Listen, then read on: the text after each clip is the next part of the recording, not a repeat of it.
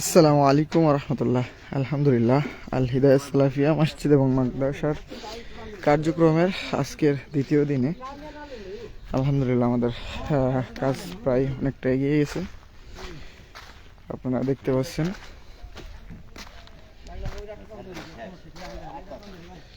আলহামদুলিল্লাহ রোদের বিপরীতে আছি, এজন্য একটু অন্ধকার মনে হচ্ছে।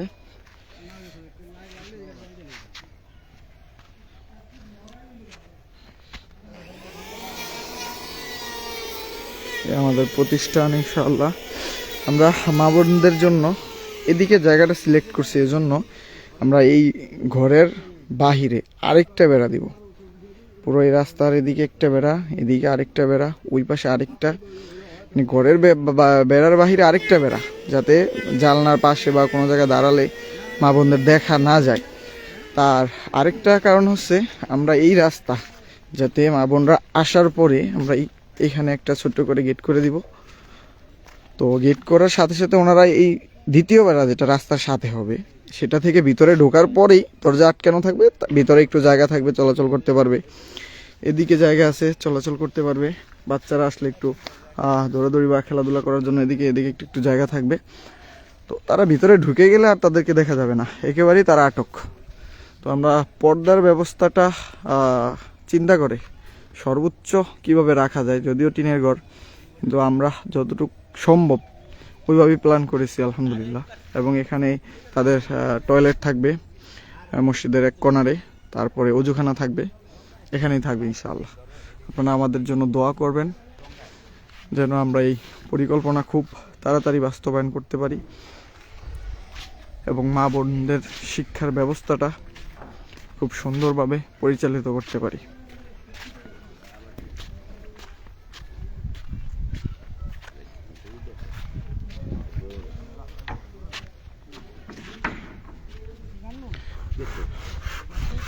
দেশ এবং বিদেশ প্রবাসী সকল দিনী ভাই বোনদের কাছে আহ্বান আবারও জানাচ্ছি যে আমাদের আর্থিকভাবে বুদ্ধি দিয়ে এবং শ্রম দিয়ে সহযোগিতা করুন। বিশেষ করে আর্থিক সহযোগিতাটা আমাদের একটু বেশি প্রয়োজন। আপনারা আমাদের মূল মসজিদ করার জন্য যথেষ্ট সাহায্য করেছেন, আল্লাহ আপনাদের কবুল করুন, দুনিয়া আখিরাতে সমস্ত কল্যাণ দান করুন। আমরা আশাবাদী যে আপনারা এখানেও আমাদের সেই সাহায্যটা করবেন। আলহামদুলিল্লাহ, আমরা ফুল গাছ লাগিয়েছিলাম কৃষ্ণচূড়া, সেখানে দেখা যাচ্ছে ফুল এসে গেছে মাশাআল্লাহ। ফুলের সাথে প্রতিষ্ঠান।